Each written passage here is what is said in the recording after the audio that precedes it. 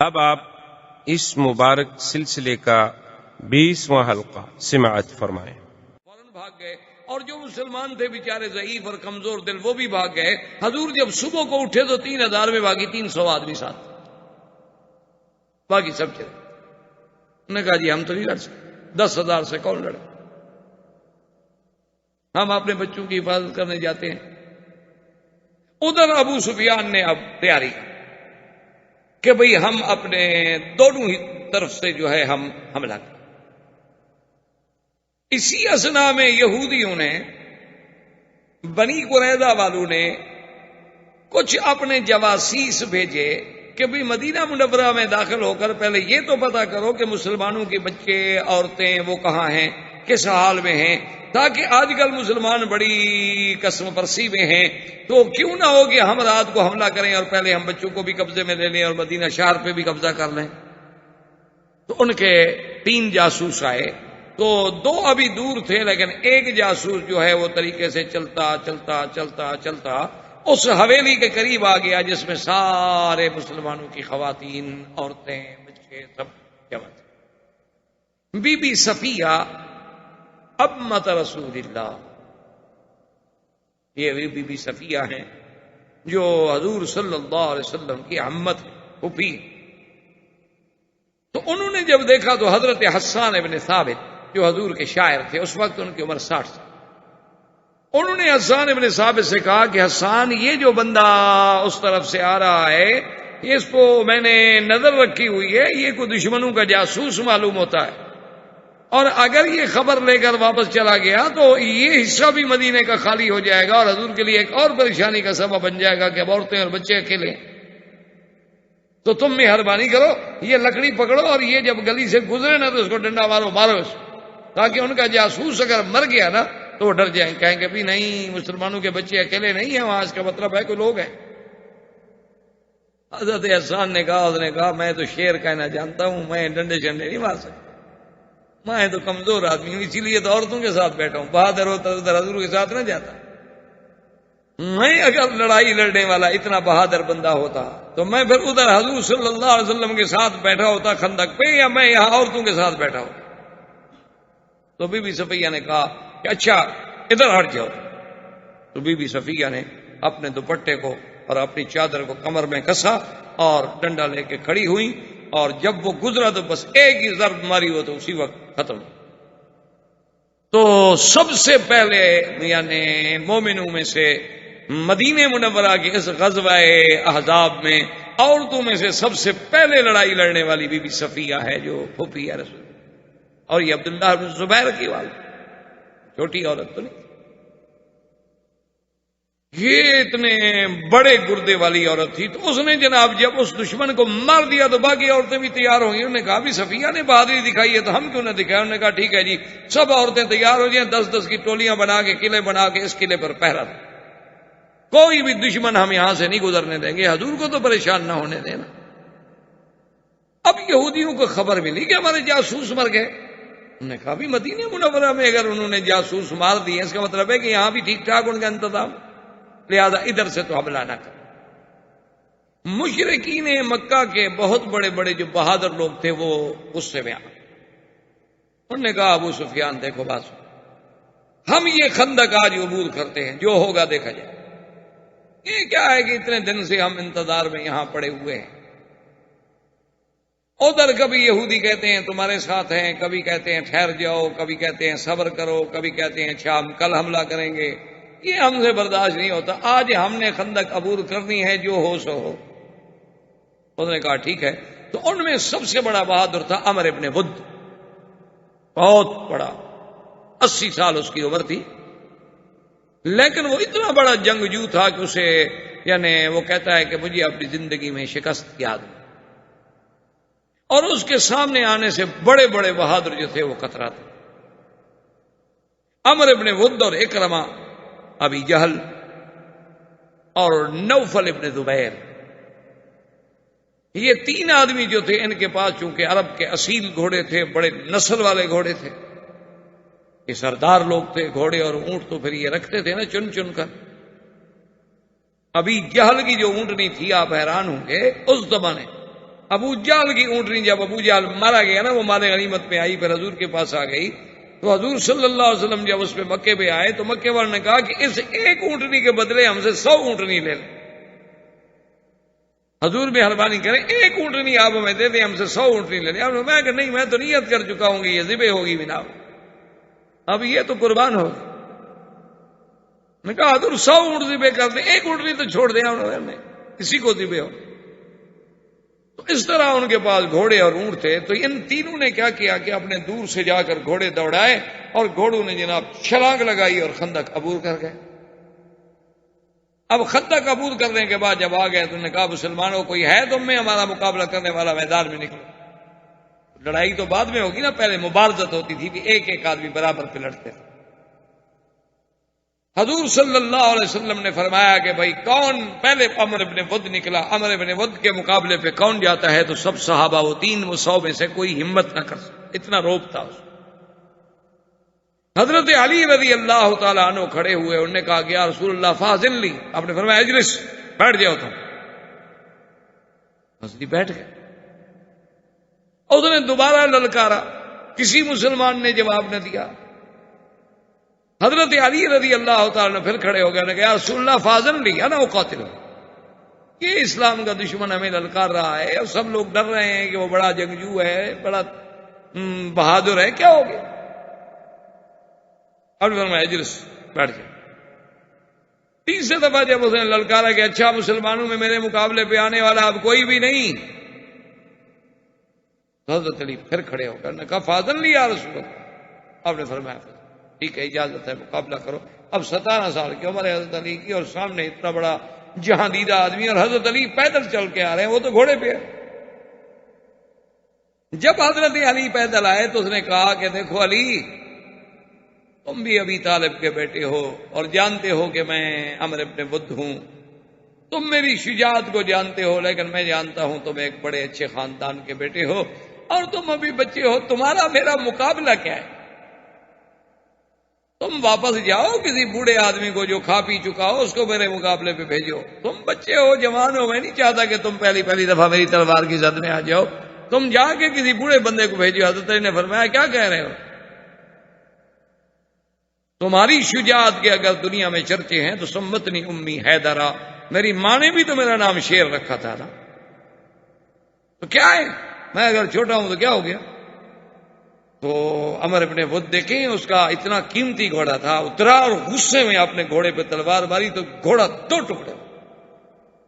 کہنے لگا ایک بچے کے سامنے میں گھوڑے پہ چلوں اور وہ پیدل لڑے میرے ساتھ، یہ تو میرے لیے ذلت ہے، موت ہے کہ میں سوار ہوں اور ایک بچہ مجھے سڑک پہ کھڑا چیلنج کر رہا ہے۔ اسی غصے میں آ کر اس نے اپنے گھوڑے کو اتنی زور سے تلوار ماری کہ اس کی زین کو کاٹتے ہوئے گھوڑا 2 ٹکڑے ہو کے 2 حصوں میں تقسیم ہو گیا، اور اس کے بعد وہ دوڑا اور پوری قوت کے ساتھ سیدنا علی پہ حملہ کیا۔ کیونکہ حضرت علی خفیف آدمی تھے، حضرت علی رضی اللہ تعالیٰ نے جھول دے گئے، وہ اپنی قوت میں گرا اور حضرت علی نے ٹکڑے کر۔ جب وہ گرا اور حضور نے فرمایا اللہ اکبر، یا اللہ، پہلی ابتدا تو خیر سے ہو گئی نا۔ اب وہ جناب دوڑنے لگے واپس جانے کے لیے، تو حضرت زبیر بن العوام نے آ کے نوفل جب جانے لگا تو اس کا گھوڑا پار نہ جا سکا، خندق میں گرا تو اس نے تلوار ماری تو گھوڑا بھی اور نوفل دونوں جو تھے 2 ٹکڑے ہو۔ زبیر کی تلوار تھی، اکرمہ بھاگ گیا۔ اچھا، خدا کی شان ہے، اس کے مقدر میں یہ لکھا، حالانکہ سب سے بڑا بہادر آدمی تھا، لیکن اللہ نے اس کو بچانا ہوگا نا، اسلام جو لانا تھا۔ یہ خندمہ جو ہے مکہ میں شیب ابی طالب کے ساتھ، یہ یہاں سے بھی بھاگ گیا تھا اور پھر آ کے اسلام لایا، اور پھر بھی یہ اس مقام کا بہادر تھا کہ حضرت خالد کے بعد اگر کسی کا نمبر تھا تو وہ اکرمہ تھا، بطل من ابطال الاسلام۔ جب ان کے 3 آدمی مرے تو ابو سفیان کھول گیا، انہوں نے کہا ہمارا تو بہت نقصان ہو گیا، ہم تو بالکل ذلیل ہو گئے۔ اتنے میں حضور صلی اللہ علیہ وسلم نے غطفان قبیلے کا جو چونکہ 4000 آدمی تھا، ان کے آدمیوں کو بھیجا کہ ہم تمہارے ساتھ بات کرنا چاہتے ہیں، ہمارے ساتھ بات کر۔ غطفان نے اپنے آدمی بھیجے، اویینہ ابن حصن کو بھیجا، وہ چھپکے چھپاتے حضور کی خدمت میں آنے کہا جی فرمائے کیا بات؟ حضور نے فرمایا دیکھو بنو غطفان تمہاری ہماری تو کوئی لڑائی ہے نہیں، تم تو قریش سے پیسے لینے کے لیے یا مال غنیمت کی لالچ میں ہم سے لڑنے آئے ہوئے ہو، ورنہ تمہارا ہمارا کیا جھگڑا ہے؟ تو ایسا کرو کہ اگر میں انصار سے بات کرتا ہوں، اگر انصار مان جائیں تو تم ایسا ہو کہ بھی 1/3 جو مدینے میں کھجوروں کا پھل آئے گا ہم 1/3 حصہ جو ہے وہ آپ کے قبیلے کو دیں گے، لیکن تم واپس لڑو نہیں۔ انہوں نے کہا جی نہیں 1/3 تو بہت تھوڑا ہے۔ آپ نے فرمایا کہ اچھا ہم آپ کو آدھا دے دیں، لیکن شرط یہ ہے کہ اگر انصار مان گئے، کیونکہ باغ تو ان کے۔ انہوں نے کہا جی آدھا بھی تھوڑا ہے، اگر ہمیں سارا پھل دے دیں جو اس سال اترے تو میں اپنے 4000 بندے کو لے کر کل واپس چلوں، یہ میرا آپ کا معاہدہ۔ ہم تو لڑنے آئے تھے اپنے فائدے کے لیے، جب ہمیں مدینہ منورہ کی کھجوروں کا 1 سال کا پورا پھل مل رہا ہم کیوں لڑے؟ حضور نے فرمایا اچھا پہلے مجھے انصار سے پوچھنے دو۔ آپ نے انصار کے سرداروں کو بلایا، حضرت سعد کو بلایا، فرمایا ایسے بات ہے۔ اس نے کہا کہ یا رسول اللہ اگر تو یہ اللہ کا حکم ہے تو پھر صرف مدینے کے پھل نہیں، آپ چاہیں تو باغ بھی دے دیں۔ اگر یہ اللہ کا حکم بھی نہیں ہے لیکن آپ کا حکم ہے پھر بھی حاضر ہے، اور اگر یہ اللہ کا حکم بھی نہیں آپ کا حکم بھی نہیں، مجرد ایک مشورہ ہے، ایک جنگی چال ہے، تو پہلے آپ ہمیں بتلائیں کہ منشا کیا ہے۔ حضور پاک نے فرمایا کہ نہ اللہ کا حکم ہے نہ میرا حکم، بعد ایک مقیدہ حرب بھی ہے، ایک جنگ کی چال ہے، ہم چاہتے ہیں کہ دشمن کو تقسیم کریں، پھاڑیں۔ انہوں نے کہا حضور تو پھر بات سن لیں، یہ عیینہ ابن حصن بھی بیٹھا ہے، اس نے کہا ہے سنو عیینہ، ہم مٹی میں مل جائیں گے، مر جائیں گے، لیکن مدینے کی 1 کھجور بھی کافر کو نہیں دیں گے۔ سارے سال کا فصل لینے کی امید میں بیٹھے، ہم 1 کھجور بھی تمہیں دینے کے لیے تیار نہیں۔ جاؤ تم بھی حملہ کرو کافروں کے ساتھ، کیا ہو گیا؟ ہم مر جائیں، شہید ہو جائیں، ہم اتنی دب جائیں کہ اب کافروں کو ہم خراج دیں، اب کافروں کو ہم اپنے فصل پیش کریں، یہ نہیں ہو سکتا۔ حضور نے فرمایا دیکھو میں نے پہلے کہہ دیا تھا کہ اگر انصار مان گئے، کیونکہ انصار راضی نہیں ہے لہذا تمہارا ہمارا معاہدہ کوئی نہیں۔ کہا جی ٹھیک ہے پھر ہم لڑیں گے، آپ نے لڑو۔ اسی اثنا میں کافروں نے ابو سفیان نے ایک اور پروگرام، اس نے کہا ایسا کرو کہ یہ یہودی جو ہے نا ان کا تو ابھی تک کوئی پتہ چل نہیں رہا، وہ حملہ ادھر سے کرتے نہیں، یہ کہتے ہیں کہ بھئی ہم تمہیں راستہ دینے کے لیے تیار ہیں، لیکن آخر اب 3-4 ہزار آدمی کا ادھر سے عبور کرنا تو آخر مسلمانوں کا بھی تو آدمی پہاڑوں پہ بیٹھے ہوئے دیکھ رہے ہیں، کوئی آسان بات تو نہیں۔ تو اس نے کہا ایسا کرو کہ پوری خندق پہ بیک وقت حملہ کرو، یہ جو ہے نا کہ کوئی ادھر سے کرے 1 آدمی 2 آدمی مقابلہ کرے نہیں، بالکل گھوڑے تیار کر لو جن کے پاس اچھے گھوڑے ہیں، اور پوری خندق پہ ہم نے ایک ہی وقت میں حملہ کرنا ہے، تاکہ ان میں چلو ہم آدھے بھی اندر چلے گئے عبور کر گئے تو بس پھر تو جنگ ہم جیت گئے۔ حضور صلی اللہ علیہ وسلم کو پتہ چلا، سرکار دو جہاں صلی اللہ علیہ وسلم نے حکم دیا کہ اتنی ٹولیاں بناؤ اور پوری خندق پہ پہرا دو، اور ان سب کی فرمایا نگرانی جو ہے میں اللہ کا نبی خود کروں، کہ بھی ہلنا نہیں ہے، تیروں کی باڑ پہ رکھ لینا ہے، کسی دشمن کو اندر نہیں آنے ہے۔ تم اپنے ساتھ اتنے تیر رکھ لو، پتھر رکھ لو کہ ایک دفعہ برسات کر دو، اگر تیر ختم ہو جائیں تو پتھروں کی برداشت کر دو کہ کوئی دشمن اگر ایک دفعہ عبور کر گیا ان کا 50-100 آدمی تو پھر مشکل ہو جائے گا، 300 آدمی ہم سارے۔ تو آپ حیران ہوں گے کہ صبح کے بعد یہ لڑائی شروع ہوئی، ظہر، عصر، مغرب، یہ وہ دن ہے جس میں میرے مدنی پاک کی نمازیں قضا ہوئی۔ حضور صلی اللہ علیہ وسلم عصر نہیں پڑھ سکے، مغرب نہیں پڑھ سکے، ظہر نہیں پڑھ سکے، آپ کی نمازیں قضا ہو گئیں، صحابہ کی نمازیں قضا ہو گئیں۔ حضرت عمر فرماتے ہیں کہ میں نے عصر اس حال میں پڑھی کہ سورج ڈوب رہا تھا اور میں اشاروں سے نماز پڑھ رہا تھا۔ جب مغرب ہو گئی، اندھیرا ہو گیا تو دونوں طرف سے جنگ تھم گئی، وہ تو رات کو تھم جاتی۔ حضور صلی اللہ علیہ وسلم نے اسی ترتیب سے نمازیں قضا کی۔ تو شرعی مسئلہ یہ ہے کہ مثلاً آپ کی عصر قضا ہو گئی ہے تو آپ مغرب پڑھنے سے پہلے عصر، ہاں اگر آپ مسجد میں گئے اور مغرب کی جماعت کھڑی ہو چکی ہے تو پھر آپ جماعت میں شامل ہو جائیں، مغرب پڑھ لیں، پھر عصر بعد میں. لیکن اگر جماعت خالی نہیں ہوئی، ابھی ٹائم ہے، تو آپ پہلے عصر پڑھ لیں اور پھر مغرب میں شامل، تاکہ آپ کی وہ ترتیب جو ہے وہ نہ. حضور پاک نے پہلے ظہر پڑھی، پھر عصر پڑھی، پھر مغرب پڑھی، اور اس کے بعد بیٹھ کے حضور نے دعا کی کہ یا اللہ ان ظالموں نے تیرے نبی کی نمازیں بھی قضا کی. میرا اللہ آج ہم اتنے خوف میں ہیں کہ ہم نماز بھی نہیں پڑھ سکتے. اور اس کے بعد وہ مشہور دعا ہے حضور صلی اللہ علیہ وسلم کی کہ اللہم استر عوراتنا، اللہم استر عوراتنا، آمن روآتنا، خفف لوآتنا، اللہم اہزمہم، اللہم انزل علیہم باسک الذی لا یرد عن القوم المجرمین، اللہم مزقہم کل ممزق. ادھر حضور دعا فرما رہے ہیں، صحابہ پریشان ہیں، اور ایک شخص جس کا نام تھا نعیم ابن مسعود، یہ کافروں کا بہت مانا ہوا آدمی، یہ چھپتے چھپاتے رات کی تاریکی میں پہنچا اور سیدھا حضور کی خدمت میں آیا اور کہنے لگا کہ حضور آپ کوئی دل میں خوف نہ کریں کہ میں بری نیت کے ساتھ آئی، واشہد اللہ الہ الا اللہ واشہد ان محمد رسول اللہ، میں شہادت دیتا ہوں آپ اللہ کے نبی ہیں. یہ اتنا بڑا واقعہ تھا کہ مسلمانوں پر جان کی بنی ہوئی ہے، معصور ہیں، اپنی جان بچا رہے ہیں. آج کوئی آدمی اسلام قبول کرے، حضور نے فرمایا اچھا نعیم تمہارے اسلام کو اللہ بھی قبول فرمائے، ہم نے بھی قبول کر لیا ہے. اس نے کہا حضور فامرنی، مجھے حکم دو. آپ نے فرمایا نعیم کیا حکم، تم ایک آدمی کیا کرو، ہم 300 تھے، چلو اب 301 ہو گئے،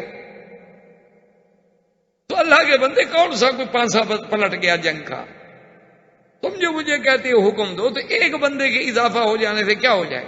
اس نے کہا حضور جنگ تو ایک آدمی بھی لڑ سکتا ہے، اگر آپ مجھے حکم دیں تو میں جنگ لڑ سکتا ہوں. میں فرمایا کیا کہہ رہے. اس نے کہا حضور بس اب میں چونکہ مسلمان ہو گیا ہوں، اب میرے لیے بڑا مشکل ہے کہ میں جھوٹ کیسے بولوں، اور دوسری بات یہ ہے کہ میں اب آپ کا کلمہ پڑھ چکا، آپ کو نبی مان چکا، آپ کی شان میں گستاخی کیسے کروں. اگر ان دو چیزوں کی مجھے آپ اجازت دے دینا تو میں جنگ لڑ سکتا ہوں اکیلا بھی. حضور نے فرمایا کہ جنگ میں تو جائز، الحرب خدعۃ، جنگ تو ہے ہی دھوکہ. تو اس نے کہا حضور اگر اجازت ہے نا تو میرے اسلام کا اعلان بھی نہ کریں، ابھی مجھے کسی کو پتہ نہیں کہ میں مسلمان ہو گیا ہوں، ابھی کسی بندے کو پتہ نہیں ہے کہ میں مسلمان ہو گیا، میرے اسلام کو آپ رات میں رکھیں، مجھے جانے دیں، انشاءاللہ اللہ کو منظور ہے تو میں ایک دن کے بعد آپ کو اچھی خبر دوں گا. حضور نے فرمایا نہیں تم کیا کرو گے. اس نے کہا حضور بس یہ بات مجھ پہ چھوڑ دیں. نہیں وہاں سے چھپتا چھپاتا اس نے کہا کہ پہلے ابو سفیان کے پاس جانے کے بجائے بنو قریظہ میں جاؤ، وہ طرف قریب تھی، وہ سیدھا جناب بنو قریظہ کے پاس پہنچا. رات کی تاریکی میں آواز دی تو کعب نے، ان کے سردار نے اس کو بلا لیا. اس نے کہا تم جانتے ہو میں کون ہوں؟ اس نے کہا نہیں میں ابن مسعود. اس نے کہا تم جانتے ہو میرا حضور کے ساتھ کتنی بڑی دشمنی ہے؟ کہیے بھیا باقی آپ تو حضور کے دشمن ہیں. اس نے کہا یہ بھی جانتے ہو کہ میرا تمہارے ساتھ ایک تعلق ہے اور میرے تمہارے ساتھ کچھ احسانات ہیں؟ انہوں نے کہا ہاں یہ بھی مان. بھئی تم بھی تو سردار ہو، اب تمہارے احسان ہیں تو کیا ہوا، ہم بھی سردار ہیں، ایک دوسرے پہ ہوتے رہتے. اس نے کہا تم جانتے ہو کہ میں آج رات کی تاریکی میں کیوں آیا ہوں؟ کہا نہیں یہ تو بتا. اس نے کہا میں تمہاری خیر خائی کے لیے آیا ہوں، لیکن اس بات کو اپنے پیٹ میں رکھنا. انہوں نے کہا کیا؟ اس نے کہا دیکھو 45 دن ہو گئے محاصرے کو، 45 دن میں ہم مسلمانوں کا ایک بندہ نہیں مار سکے، وہ ہمارے 4 مار چکے ہیں. ابو سفیان اور اس کی فوج میں بالکل اپنا دل ہار گئے ہیں اور وہ فیصلہ کر چکے ہیں واپس جانے کا، اور وہ بھاگنا چاہتے ہیں اور تمہیں کہتے ہیں کہ ادھر سے حملہ کرو. وہ مروانا چاہتے ہیں اور یہ جنگ ہار گئے، وہ تو مکے چلے جائیں گے، ان کا تو کچھ بھی نہیں بگڑے گا. بنو غطفان چلے جائیں گے اپنے قبائل میں، تمہیں تو مسلمان نہیں چھوڑتے، تمہارے قبیلے کو تمہارے تو بوٹی بوٹی کر دیں گے مسلمان، کہ تم نے غداری کی ہے نا، اور تم مدینے کے رہنے والے ہو، تم کہاں بھاگو گے بدبخت. بنو نذیر کا حشر دیکھ لیا تھا. اس نے کہا یہ میں کیسے مان لوں کہ ابو سفیان بھاگ رہا ہے، وہ تو مکے سے لشکر لے کے. اس نے کہا دیکھو میری ایک خیر خواہی ہے، مانو نہ مانو، لیکن میری بات کسی کو نہ کرنا، راز دل میں رکھنا، نہیں ماننا، بالکل نہ ماننا، میں تمہاری یہ خیر خواہی کے لیے بات کہہ رہا ہوں، سمجھ میں آ جائے غور کرنا اس پر، اگر نہ سمجھ میں آئے تو بس بات کو پھینک دینا۔ اس نے کہا بتاؤ؟ اس نے کہا ابو سفیان کے پاس وفد بھیجو، ان کو کہو کہ اگر واقعی اللہ کے نبی سے لڑنا ہے، مجھے پتہ لگا ہے تم بھاگ رہے ہو، اگر لڑنا ہے تو اپنے 10 سردار بھیجو ہمارے پاس، وہ ہمارے قبائل کے ساتھ مل کے حضور پہ حملہ کریں گے، تاکہ اگر تم بھاگو تو ہم ان 10 کو تو پکڑ لیں اور ہماری تسلی ہو جائے۔ انہوں نے کہا، اس نے کہا اگر اس نے کہا وہ 10 آدمی نہ بھیجے تو سمجھ لینا وہ تمہیں مروانا چاہتا ہے، اور اگر 10 آدمی بھیج دے تو ابو سفیان سچا ہے، پھر ٹھیک ہے تم حملہ کرو حضور پر، ادھر سے ہم کریں گے ادھر سے تم کرو۔ اس نے کہا ٹھیک ہے۔ انہوں نے کہا بس اس بات کو دل میں رکھنا۔ اس نے کہا یار آج تم رہو۔ انہوں نے کہا خدا کے بندے میں چپ کے آیا ہوں، کل کی بات کرو، رات کیسے رہوں، صبح دن میں کیسے نکلوں میں؟ تو ڈاٹا مار کے نکلا، وہاں سے نکلتا دوسرا راستہ طے کرتا ہوا ابو سفیان کے پاس آ گیا۔ السلام علیکم۔ انہوں نے کہا نہیں ابن مسعود ہو؟ اس نے کہا یا ابا سفیان هل تعلم عداوتی مع رسول صلی اللہ علیہ وسلم، اللہ کے نبی کے ساتھ میری دشمنی کا تمہیں پتہ ہے؟ اس نے کہا نعم، کون انکار کر سکتا ہے، تم تو ہمارے بھائی ہو، تم تو دشمن ہو حضور کے۔ انہوں نے کہا پر ایک بات ہے لیکن راز کی سب لوگوں کے سامنے نہیں بتا سکتا۔ اس نے کہا اچھا، علیحدہ ہو گیا۔ اس نے کہا مجھے پتا چلا ہے کہ بنو قریظہ جو ہے نا وہ ڈر گئے، وہ کہتے ہیں یہ اللہ کا سچا نبی ہے کہ جس کے بعد 300 بندہ ہے اور 10,000 بندہ اس پہ حملہ نہیں کر پا رہا، 45 دن ہو گئے، اور 10,000 آدمی 300 والوں کا ایک بندہ نہیں مار سکے، 300 والے 10,000 کے 5 مار چکے ہیں سردار۔ تو وہ ڈر گئے ہیں، وہ کہتے ہیں یہ اللہ کا سچا نبی ہے تو اس سے لڑنا جو ہے بہت مشکل ہے۔ اب وہ حضور کو انہوں نے پیغام بھیجا ہے کہ جی ہم اپنے معاہدہ جو آپ کے ساتھ تھا نا ہمارا کہ ہم آپ کے حلیف ہیں، اس معاہدے پہ ہم قائم رہنا چاہتے ہیں، ہم کوئی غداری نہیں کریں گے، اور اگر آپ کو اعتبار نہیں آتا نا تو ہم کفار قریش کے 10 سردار منگوا کے قتل کر کے ان کے سر آپ کو پیش کرتے ہیں۔ اگر ہم 10 سرداروں کو قتل کرا کے ان کے سر آپ کی خدمت پہ بھیج دیں پھر تو آپ اعتبار کریں گے نا ہم آپ کے خیر خواہ ہیں اور قریش کے دشمن ہیں، اگر نہ بھیجیں تو ٹھیک ہے پھر ہم بھی غدار ہیں۔ انہوں نے کہا اچھا یہ بات ہوئی؟ اس نے کہا دیکھو بات سنو، زیادہ گرمی کھانے کی ضرورت نہیں ہے، اگر یہودی آپ سے 10 بندے مانگیں کہ بھئی ہمارے پاس آپ نے 10 بندے بھیجو تو پھر سمجھ لینا کہ میری رپورٹ صحیح ہے، اگر وہ آپ سے 10 بندوں کا مطالبہ نہ کریں تو پھر میری اطلاع غلط ہے، پھر یہ بات باہر نہیں نکالنی کسی کو، چونکہ مجھے بھی تو کسی نے بتائی ہے۔ اس نے کہا ٹھیک۔ اب جناب صبح کو ابو سفیان نے جب اپنا آدمی بھیجا کہ بھئی 3 دن ہو گئے ہم کہتے ہیں روز حملہ کرو، تو حملہ نہیں کرتے کیا بات ہے؟ انہوں نے کہا ابو سفیان ہمیں پتہ چل گیا ہے تم ہمیں مراؤ ہو کہ ہم حملہ کر دیں گے، تم ادھر سے حملہ نہیں کرو گے، چونکہ آخر حضور بھی تو قریشی ہیں نا، لاکھ تمہاری جنگیں ہو جائیں، دیکھو نا پہلے تم عہد میں آئے لڑے، کیا کیا؟ مدینے پہ حملہ کیوں نہیں کیا؟ اور جب تم حضور پاک بدر پہنچے تو تم نے ابو جہل کو پیغام بھیجا کہ لڑائی نہ کرو، واپس آ جاؤ، جب قافلہ مکے آ گیا لڑائی کی کیا ضرورت ہے؟ تمہارے اندر کچھ کھوٹ ہے، اس لیے آپ اپنے 10 سردار بھیجیں جو ہمارے پاس رہیں گے، پھر ہم حملہ۔ تو ابو سفیان نے کہا ہاں صدق نہیں ابن مسعود، یار نہیں ابن مسعود کی بات سچی۔ اس نے ٹھیک ہے یہ بدبخت ہم سے 10 آدمی مانگ رہے ہیں کہ وہ قتل کر کے حضور کو پیش کرنا چاہتے ہیں صلح کے لیے۔ انہوں نے کہا اچھا ٹھیک، 10 آدمی مانگتے ہو؟ کہا ہاں مانگتے۔ انہوں نے کہا اچھا پھر میں آخر اپنی قوم سے مشورہ کر کے جواب دوں گا، اب اتنی جلدی تو میں جواب نہیں دے سکتا۔ انہوں نے کہا ٹھیک ہے مشورہ کر لو، لیکن اگر 10 آدمی نہیں بھیجو گے تو ہم حملہ نہیں کریں۔ حضور صلی اللہ علیہ وسلم عشاء کی نماز پڑھ کے بیٹھے ہیں اندھیرے میں، سوچ رہے ہیں کہ بھئی نعیم ابن مسعود نے جو کہا تھا کیا ہوا؟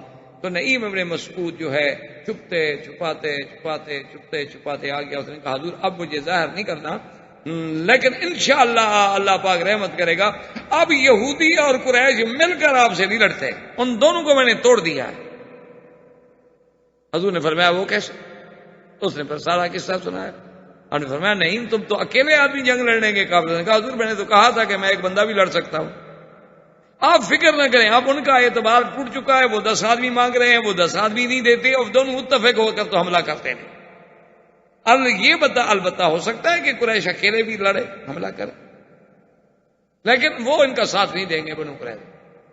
خود نے فرمایا چلو اچھا، ایک طرف سے تو ہم مطمئن ہوئے نا۔ حضور صلی اللہ علیہ وسلم نے فرمایا کہ صحابہ سے من یاتینی بخبر القوم، صحابہ میں سے کوئی آدمی ہے جو جائے اور اس لشکر میں، دشمن کے لشکر میں جائے، اندر داخل ہو، پتہ کرے کہ اب یہ حالات جو پیدا ہوئے ہیں نعیم کی بات سے، اب کیا سوچ رہے ہیں ابو سفیان۔ آپ نے فرمایا من یاتینی بخبر القوم فلہ الجنہ، کون ہے جو قوم کی خبر لے کے آئے اس کی جنت کا محمد مدنی ذمہ داری لیتا ہے۔ صحابہ میں سے کوئی ہمت نہیں کرتا، اب اتنا روب ہے، سامنے 10,000 کا لشکر ہے اور رات اتنی ٹھنڈی اتنی شدید ہے کہ حضرت حذیفہ فرماتے ہیں شدید الظلمت شدید البرد شدید الخوف شدید الریح، کہ اس رات میں یہ 4 چیزیں جمع ہو گئی تھیں کہ ٹھنڈی بھی سخت، ہوا بھی سخت، ڈر بھی سخت اور اندھیرا بھی سخت۔ تو 3 دفعہ کہنے کے بعد بھی جب کوئی نہ اٹھا تو حضرت حذیفہ کہتے ہیں میں ویسے اٹھنے لگا کہ میرے پیر میں موچ آئی ہوئی تھی، میں زیادہ بیٹھ نہیں سکتا تھا۔ حضور نے سمجھا کہ شاید میں کھڑا ہو گیا ہوں، تو آپ نے فرمایا اچھا قم یا حذیفہ، اٹھو، تم اٹھو بھائی۔ تو ہم نے کہا حضرت یار اب کیا کر سکتے، انکار تو نہیں کر سکتا تھا، لیکن میری تو وہی جان نکل گئی کہ سردی میں تو ابھی باہر نکل کے ویسے مر جاؤں گا، خبر کیا لے آؤں۔ خبر لانے کی قوت تو تب ہوگی، میں تو حضور کے خیمے میں بیٹھا ہوا ایسے ایسے کام رہا ہوں، دانت میرے بج رہے ہیں، خیمے سے باہر نکلتے ہوئے تو میں ختم ہو جاؤں گا۔ حضور نے فرمایا فذهب یا حذیفہ لیکن لا تحدث امرا حتى يخبرني، خبردار کوئی قدم نہیں اٹھانا جب تک کہ مجھے خبر نہ دو۔ میں نے کہا نام یا رسول اللہ۔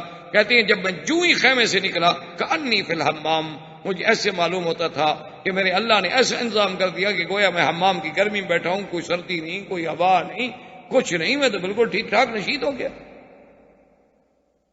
اور اسی حفاظت کے ساتھ میں چلتا چلتا چلتا، چونکہ شدید اندھیرا تھا، غار میں اپنے خندق میں اترا، خندق عبور کی، دشمن، میں جناب اس مقام پہ پہنچ گیا جہاں ابو سفیان آگ جل رہی تھی، آگ سینکنے پہ بیٹھا ہوا تھا اور سارے سرداروں کو جمع کر رہا تھا، الیکم یا قریش، الیہ یا قریش، الیہ یا قریش، دوڑ کے آؤ، دوڑ کے آؤ، ہم نے فیصلہ کرنا ہے۔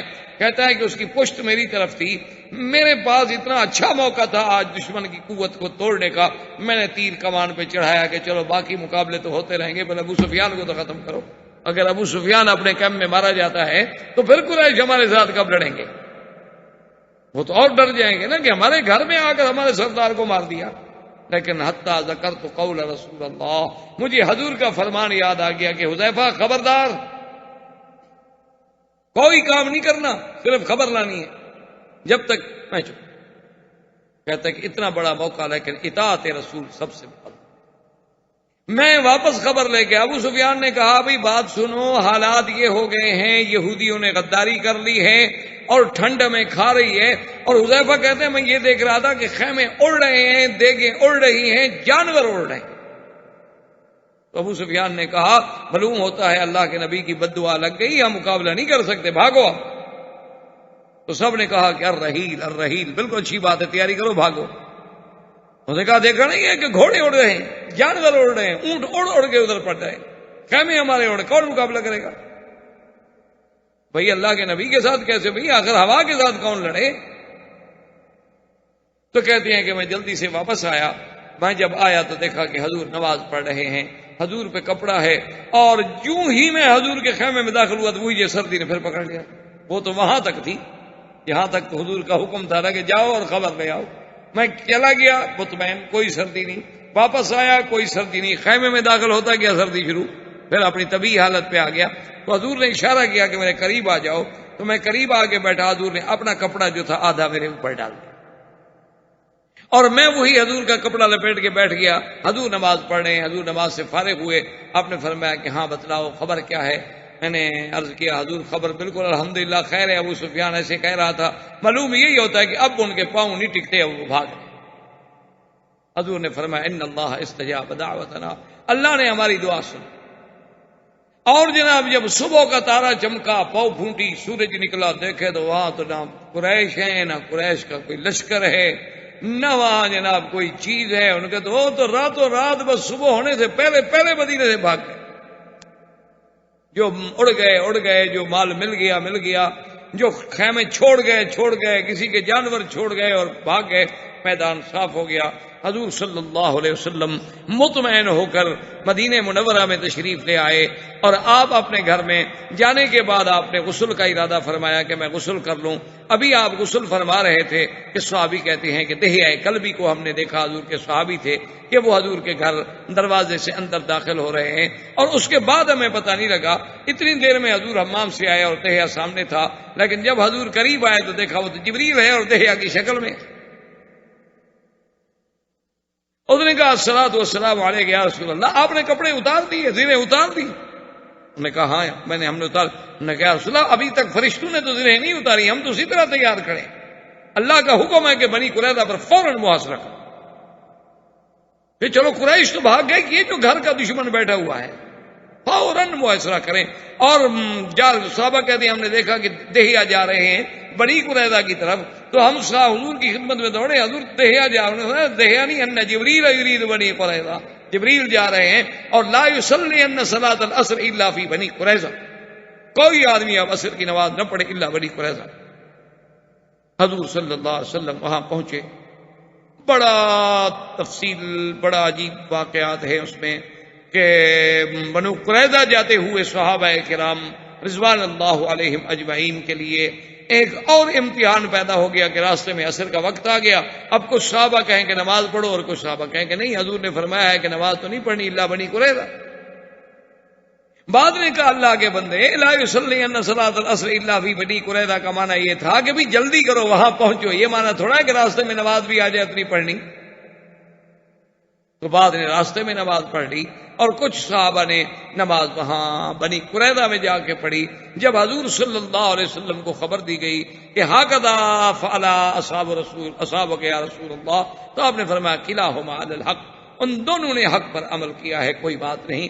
یہی وہ چیزیں ہیں جن سے ائمہ استدلال کرتے ہیں کہ اگر دو ائمہ فقہا کا اختلاف ہے تو مجتہدین کا اختلاف ہے، کسی ایک جانب کو ہم منکر نہیں کہہ سکتے۔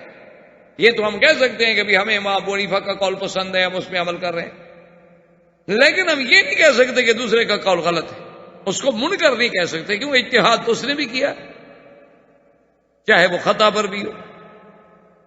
حضور صلی اللہ علیہ وسلم نے بنی قریظہ کا جا کر محاصرہ کیا، اور ان سب نے حصن میں، قلعے میں بند ہو گئے، اور ان کے پاس چونکہ ان کو پتا تھا کہ ہمارے پاس اتنا مال ہے کہ اگر 1 سال تک بھی محاصرہ جاری رہے ہمیں تو کوئی غم ہے ہی نہیں، ہمارے پاس سب کچھ ہے، کھانا پینا اسباب سب مکمل۔ تو اب حضور صلی اللہ علیہ وسلم نے، ابھی لبابہ ایک صحابی تھے، وہ ان کا بھی کسی زمانے میں بنی قریظہ کے ساتھ تعلق تھا، تو وہ جب ادھر سے گزرنے لگے تو ان کے ایک سردار نے بلا کے پوچھا کہ ابھی لبابہ ہمیں بتاؤ تو صحیح، آخر محاصرہ جو ہے حضور کا، اور حضور کہتے ہیں کہ قلعے سے نکلو، اگر ہم قلعے سے نکل آئے تو حضور کیا فیصلہ کریں گے؟ ابھی لبابہ کہتے ہیں کہ اتفاق سے اچانک بے ساختہ میں نے یوں اشارہ کیا ان کو کہ حضور قتل کریں گے تو چھوڑیں گے۔ اس کے فوراً بعد مجھے خیال ہے کہ انی خنت اللہ ورسولہ، میں نے کیا کیا؟ میں نے تو خیانت کی، اللہ کے رسول کا راز میں نے کھول دیا۔ میں شرم سے وہاں سے بھاگا، سیدھا مسجد نبی میں آیا، اپنی بیوی کو بلایا، میں نے کہا کہ مجھے اس مسجد کے ستون کے ساتھ باندھ دو۔ اسی لیے استوان ابی لبابہ آج بھی مدینہ منورہ میں ریاض الجنہ کے ٹکڑے میں وہ ایک ستون ہے جس پہ لکھا ہے ابی لبابہ، اسی کے ساتھ حضرت نے اپنے آپ کو بندھوا دیا۔ زندگی بات باقی تو انشاءاللہ بات باقی۔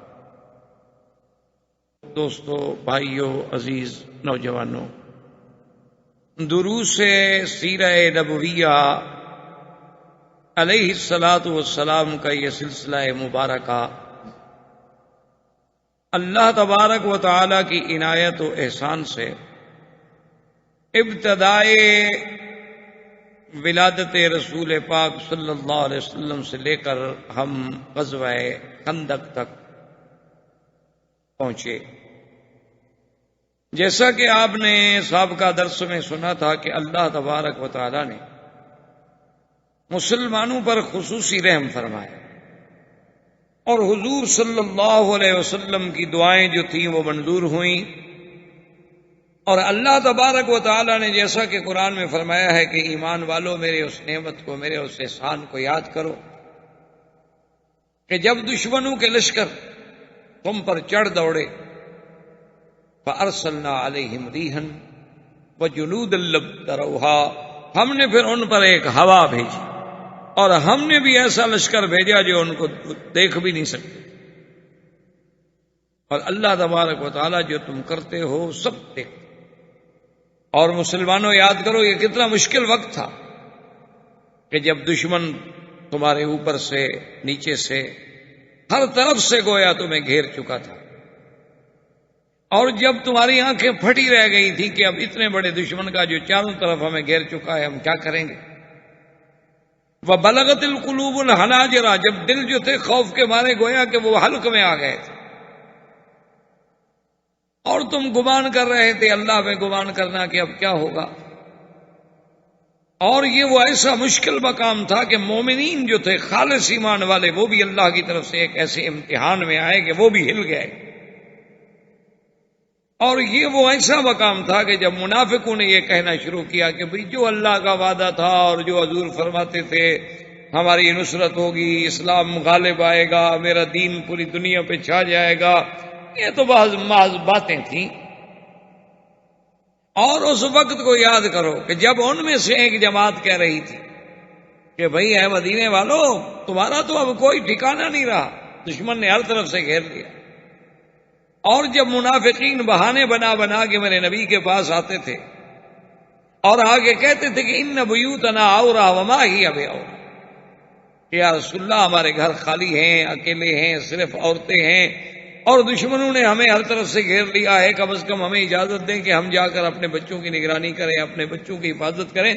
اللہ نے فرمایا میرا بدری یہ گھر والی بات نہیں تھی، نہ انہیں کو گھر کا غم تھا، اصل میں تو وہ چاہتے تھے یریدون الا فرارا کہ کسی طرح ہم بھاگ جائیں۔ حالانکہ وَلَوْ دُخِلَتْ عَلَيْهِمْ مِنْ أَقْطَارِهَا، اگر چاروں طرف بھی ان پر ایسے لوگ اور فوجی اور ہمراہ اور داخل ہو جاتے، ثُمَّ سُئِلَ الْفِتْنَةَ، پھر ان سے یہ طلب کیا جاتا کہ تم کافر ہو جاؤ، فوراً آ جاتے۔ یعنی جب اسلام کے لیے بلایا جا رہا ہے تو اب بہانے بنا رہے۔ وَلَقَدْ كَانُوا عَاهَدُوا اللَّهَ مِنْ قَبْلُ لَا يُوَلُّونَ الْأَدْبَارَ، حالانکہ یہ پہلے اللہ سے عہد کر چکے تھے کہ ہم کبھی پشت دے کر نبی کو نہیں چھوڑیں گے، ہم پورا پورا ساتھ دیں گے۔ وَكَانَ عَهْدُ اللَّهِ مَسْئُولًا، اللہ کے ساتھ جو وعدہ کیا جائے اس کے بارے میں تو پھر سوال ہوگا۔ اللہ نے فرمایا میرے مدنی ان کو آپ فرما دیں قُل لَن يَنفَعَكُمُ الْفِرَارَ إِن فَرَرْتُم مِّنَ الْمَوْتِ أَوِ الْقَتْلِ إِذًا لَّا تُمَتَّعُونَ إِلَّا قَلِيلًا، کہ تم ہرگز موت سے نہیں بھاگ سکتے، تمہارا بھاگنا کوئی تمہیں فائدہ نہیں دے گا، آخر تم نے مرنا ہے یا قتل ہونا ہے۔ چلو اگر کچھ دن بچ بھی گئے تو ایک مدت عارضی ہے جس کا تم نے نفع اٹھانا ہے۔ قُلْ مَنْ ذَا الَّذِي يَعْصِمُكُم مِّنَ اللَّهِ إِنْ أَرَادَ بِكُمْ سُوءًا أَوْ أَرَادَ بِكُمْ رَحْمَةً، آپ میرے نبی ان سے کہہ دیں کہ کون ہے اللہ کے سوا جو تمہیں بچائے اگر اللہ تمہیں نقصان دینا چاہے، یا کون ہے جو اللہ کی رحمت کو روکے اگر اللہ رحمت دینا چاہے۔ اللہ کے سوا تو کوئی ان کا دوست نہیں، کوئی مددگار نہیں۔ تو یہ سارے واقعات الحمدللہ قرآن کی آیات میں نے اس لیے پڑھ لی تاکہ خندق کا پورا تفصیل سے آپ واقعہ پڑھ چکے ہیں، تو جب آدمی کے ذہن میں وہ واقعہ ہو اور پھر قرآن کو پڑھے تو پھر قرآن سمجھنے میں اس کو آسانی آتی ہے کہ اب میں یہ آیت پڑھوں، ہاں اس کا واقعہ یوں تھا۔ تو غزوہ خندق کے بعد جب اللہ نے مسلمانوں کو فتح دے دی اور کفار کو اللہ تبارک و تعالیٰ نے ہوا سے تباہ و برباد کر دیا، ان کے خیمے اڑ گئے، جانور اڑ گئے، دیگیں اڑ گئیں، سب کو چھوڑ چھاڑ کے بھاگ، اور یہ اتنی بری شکست تھی کہ 10,000 کا لشکر 45 دن تک محاصرہ کر کے بیٹھا رہے۔ 10,000 آدمی کا 45 دن کا خرچہ، اور وہ بھی فوج کا خرچہ، کھانا پینا، مصاریف، جانور، ان کے گھاس، اور 45 دن میں کچھ بھی حاصل نہ کرے اور ناکام و نامراد ہو کے لوٹ جائے، کچھ بھی پلے نہ پڑے، اس سے بڑی ہزیمت کیا ہو سکتی۔ اسی لیے جب وہ ناکام لوٹے تھے تو وہ ایک جملہ ہے جو میرے آقا انعامدار سرکار دو جہاں صلی اللہ علیہ وسلم کی زبان مبارک سے نکلا تھا۔ حضور کی زبان سے نکلا ہوا تو ہر لفظ موتی ہوتا ہے۔ تو حضور پاک نے فرمایا تھا کہ نغزو قریشن لم یغزونا بعد اليوم، آپ نے فرمایا اپنے صحابہ سے کہ میرے صحابہ سن لو، آج کے بعد ہم قریش پہ حملے کریں گے، ہم چڑھائی کریں گے، ہم جنگ لڑیں گے، آج کے بعد قریش ہم سے کبھی نہیں لڑ سکتے۔ یہ کوئی معمولی شکست تو نہیں تھی۔ تو جنگ خندق میں یہ بھی یاد رکھ لیں کہ عجیب عظیم جنگ ہے، لیکن اس میں دیکھیں کہ ساری جنگ میں مسلمانوں کے بھی صرف 5 آدمی شہید ہوئے اور کافروں کے 3 آدمی مرے، یعنی اتنا بڑا دوم، اتنا بڑا عذاب کا کٹ، لیکن نقصان صرف اتنا تھا جو جانی نقصان۔ سرکار دو عالم صلی اللہ علیہ وسلم اپنے گھر میں تشریف لائے، کیونکہ 45 دن تک آپ نے خندق کے کنارے پہ گزارا تھا، تو آپ نے آتے ہوئے فوراً غسل فرمایا تاکہ کچھ تھکان اترے، کچھ میل اترے، گرد و غبار، اور پھر اتنی بڑا طوفان، اتنی بڑی ہوا چلی۔ سرکار دو عالم صلی اللہ علیہ وسلم جب غسل فرما کے باہر نکلے تو آپ کے ایک صحابی تھے دہیہ کلبی، وہ اتنے خوبصورت انسان تھے، اللہ نے انہیں اتنا جمال دیا تھا کہ بعض روایات میں ان کے احوال میں یہ بھی موجود ہے کتابوں میں کہ وہ اپنے چہرے پہ خود کپڑا ڈال لیتے تھے کہ کوئی عورت مجھے دیکھ کر کسی فتنے میں مبتلا نہ ہو۔ تو حضرت جبریل علیہ السلام کبھی کبھی جب تشریف لاتے انسانی شکل میں تو آپ حضرت دہیہ کلبی کی شکل میں تشریف لاتے، تو دیکھنے والا یہ سمجھتا تھا کہ دہیہ ہے، حتیٰ کہ روایات میں موجود ہے کہ ایک دن سرکار دو جہاں صلی اللہ علیہ وسلم کے پاس بیٹھے تھے کہ حضرت حسن اور حسین رضی اللہ عنہما چھوٹے بچے تھے، وہ آ کے حضور پاک سے کھیلا کرتے تھے، تو وہ جب دوڑتے ہوئے آئے تو انہوں نے آ کے دہیہ کو پکڑ لیا اور اس سے کہا کہ بھی ہمارے لیے وہ کھلاوا اور کھجور اور مٹھائی کدھر ہے، کیونکہ حضرت دہیہ ان کے لیے کچھ کھلاتے تھے تھوڑی تھوڑی چیزیں۔ اب حضور نے فرمایا اما یا اسے کیا کر رہے خدا کے بندے، دہیہ نہیں آدھا جبریل، یہ تو جبریل ہے، وہ تو کھانے پینے سے پاک ہے، تمہارے لیے کہاں سے چاکلیٹ لے کر آئے۔ تو سمجھ نہیں آتی تھی چونکہ وہ دہیہ کی شکل۔ تو حضرت جبریل حاضر ہوئے، سلام کیا، انہوں نے کہا کہ یا رسول اللہ آپ نے غسل بھی فرما لیا، آپ نے یعنی زرہ بھی اتار دی اور جنگی ساز و سامان بھی اتار دیا، لیکن ہم نے تو ابھی تک نہیں اتارا، فرشتے تو ابھی تک اسی لباس میں کھڑے ہیں۔ اللہ کا حکم ہے کہ فوراً بنی قریظہ کا محاصرہ کیا۔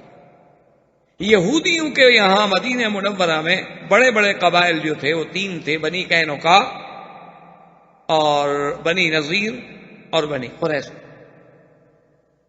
اب ان میں سے صرف یہ بنی قریظہ باقی، ان پہلے 2 قبائل کا اجلاء کر دیا گیا تھا، ان کو مدینہ منورہ سے نکال دیا گیا اور وہ خیبر چلے، جس کی وجہ سے آج اگر آپ نے دیکھا ہوگا کہ گریٹر اسرائیل کا جو وہ نقشہ بناتے ہیں اس میں دکھاتے ہیں کہ مدینہ ہمارا ملک تھا، یہ جھوٹ ہے۔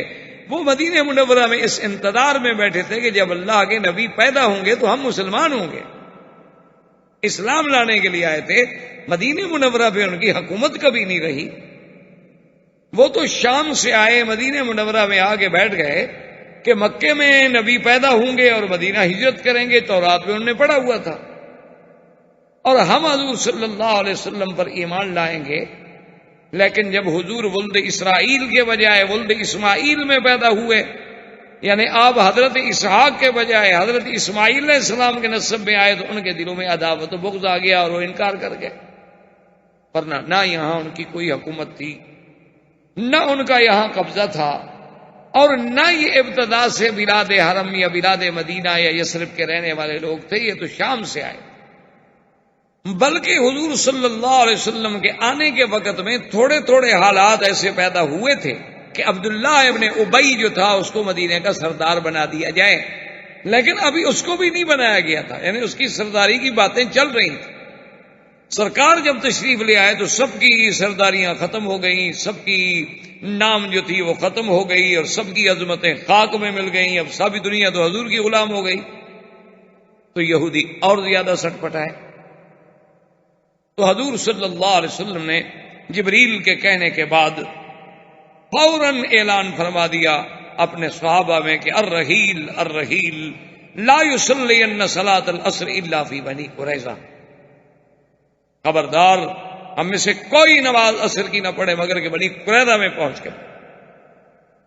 اور صحابہ کہتے ہیں کہ ہم نے یہ بھی دیکھا کہ دہیہ جو ہیں وہ بھی بنی قریظہ کی طرف جا رہے ہیں تو حضور نے فرمایا وہ دیہیا نہیں، وہ جبریل اپنا لشکر لے کے جا رہے ہیں۔ اب صحابہ رضوان اللہ علیہم اجمعین جو تھے حضور کے حکم پر فوراً تیار ہوئے اور بنی قریظہ کی طرف چلے، کیونکہ یہ سب سے بڑی ضرورت تھی کہ بنی قریظہ ہی تو تھے کہ جن کی غداری کی وجہ سے مسلمانوں کے لیے یہ مشکلات کا دور پیدا ہوا۔ اگر بنی قریظہ غداری نہ کرتے، اگر بنی قریظہ اپنے عہد و پیمان پہ قائم رہتے، اگر بنی قریظہ اپنے آدمی بھیج کے مسلمان بچوں اور عورتوں پر حملہ کرنے کے لیے جاسوس نہ بھیجتے، اگر بنی قریظہ جو تھے وہ حیی ابن اخطب کے ساتھ سودا بازی کر کے حضور کے جنوب کا دروازہ نہ کھول دیتے تو مسلمان تو مطمئن تھے، آگے خندق تھی اور 3 حصے مطمئن تھے۔ سب سے بڑی غداری ان کی، اور دوسرا یہ بھی اللہ کو منظور تھا کہ بھی ان کی قوت کو تو ہمیشہ کے لیے کچل دیا جائے، نہیں یہ پھر ہمارے لیے خطرہ نہ بنے، ورنہ جب تک دشمن ہمارے بغل میں بیٹھا ہے وہ تو کسی وقت پھر ہمیں نقصان دے سکتا۔ اور غزوہ احزاب یا غزوہ خندق، اس سارے غزوے کے پیچھے جو اصل قوت تھی، جو اصل برین تھا، وہ بھی یہودیوں کا تھا کہ حیی ابن اخطب جو ہے خیبر سے نکلا اور مکے پہنچا، قریش کو تیار کیا، بنو غطفان کو تیار کیا، بنو سلیم کو تیار کیا، بنو فزارہ کو تیار کیا، احابیش کو تیار کیا، اور ساری دنیا کا لشکر لے کے مدینے پہ حملہ آور ہو۔ تو اب ضرورت تھی کہ یہودیوں کی قوت پہ ایک ایسی ضرب لگائی جائے کہ پھر ان کی قوت ہمیشہ کے لیے۔ تو اب صحابہ کرام رضوان اللہ علیہم اجمعین جب بنو قریظہ کے لیے چل پڑے تو اتفاق کی بات ہے کہ عصر کا وقت جو ہے راستے میں ہو گیا اور نماز کا وقت جا رہا ہے۔ تو اب صحابہ میں 2 جماعتیں بن گئی۔ بعض جماعتیں جو تھیں وہ یہ کہتی تھیں کہ بھائی نماز عصر کا وقت آ گیا ہے، ہمیں فوراً نماز پڑھ لینی چاہیے، اور بعض صحابہ جو تھے وہ کہتے تھے کہ نہیں، حضور صلی اللہ علیہ وسلم کے الفاظ مبارک جو ہیں، ظاہر حدیث کا تقاضا یہ ہے کہ لا یصلین صلاۃ العصر الا فی بنی قریظہ، کہ نماز عصر کوئی نہ ادا کرے مگر بنی قریظہ میں، ہم تو وہی پڑھیں گے۔ صحابہ نے کہا اللہ کے بندے، مقصد ہوتا ہے ایک بات کو سمجھیں، مفہوم یہ تھا کہ بھی جلدی پہنچو، یہ مفہوم تھوڑا ہے کہ راستے میں نماز کا وقت ہے تو ہم نماز بھی نہ پڑھیں۔ تو بہرحال کچھ صحابہ نے نماز عصر کی راستے میں وقت پہ پڑھ لی، اور کچھ صحابہ نے نماز جو تھی وہ بالکل انتہائی آخری وقت میں جا کے بنی قریظہ میں۔ جب حضور صلی اللہ علیہ وسلم کو ان کے اس اختلاف کا صحابہ کے 2 حصوں میں تقسیم ہو جانے کے بارے میں خبر دی گئی تو حضور نے فرمایا کلاکما علی الحق، تم دونوں حق و ثواب پہ ہو، تم دونوں نے کوئی غلطی نہیں کی، جنہوں نے اپنے وقت پہ نماز پڑھ لی انہوں نے بھی اچھا، اور جنہوں نے میرے الفاظ کے ظاہر پر عمل کرتے ہوئے آخر میں جا کے نماز بنی قریظہ میں پڑھی انہوں نے بھی اچھا۔ یہ تو فہم کا اختلاف ہے، یعنی سوچنے کا اختلاف ہے، مقصود تو دونوں کی اطاعت۔ تو اسی لیے ہمیشہ ایک مسئلہ سمجھ لیں کہ جس مسئلے میں مثلا ایک مسئلے میں امام ابو حنیفہ رحمۃ اللہ علیہ کی ایک رائے ہے، امام شافعی رحمۃ اللہ علیہ کی ایک رائے، تو اس میں محدثین کا، علماء امت کا، جمہور کا یہ فیصلہ ہے کہ آپ جس امام کے قول کو ترجیح دیتے ہیں اس کے قول پہ عمل کریں، لیکن دوسرے امام کے قول کو منکر نہ سمجھیں کہ وہ جو ہے نعوذ باللہ گناہ ہے اور مخالف قرآن و سنت ہے، اس کو آپ منکر نہیں کہیں، آپ یہ کہیں گے ٹھیک ہے مجھے امام ابو حنیفہ رحمۃ اللہ علیہ کے قول میں زیادہ وزن لگتا ہے، دلیل ان کی زیادہ مجھے قوی لگتی ہے، لیکن امام شافعی کو بھی آپ یہ نہیں کہیں گے کہ ان کا قول منکر ہے، کیونکہ انہوں نے بھی اجتہاد کیا ہے، صرف فہم کا اختلاف۔ اسی لیے جو آج کل ایک بہت بڑا ذہنوں کو مسموم بنانے کے لیے ایک پروپیگنڈا کیا جاتا ہے ائمہ کے خلاف کہ دیکھو جی کوئی شافعی ہے، کوئی حنفی ہے، کوئی مالکی ہے، کوئی حنبلی ہے، یہ تو لوگوں کو جی 4 فرقوں میں تقسیم کرنے والی بات ہو گئی۔ وہ اللہ کے بندے، اگر ہر آدمی قرآن و حدیث کو سمجھ کے عمل کرنے کی کوشش کرے پھر تو 4 فرقے نہیں، پھر تو کروڑوں فرقے بن جائیں گے۔ چلو کم از کم امت 4 فرقوں میں تو ہے نا۔ پھر اگر ہر آدمی اپنی اپنی کتاب اٹھا کے پڑھنا شروع کر دے اور سمجھنا شروع کر دے پھر تو آپ فرقے گن بھی نہیں سکیں گے کہ کتنے ہو گئے۔ وہ تو وہی بات ہوگی علامہ اقبال مرحوم کی کہ جب مولانا نے ان سے کہا تقلید کے خلاف تقریر کی کہ تقلید نہیں کرنی چاہیے، کسی امام کا مقلد نہیں ہونا چاہیے، بس قرآن و سنت پہ خود عمل کریں پڑھ کے، تو سنتے رہے، دلائل سنتے رہے.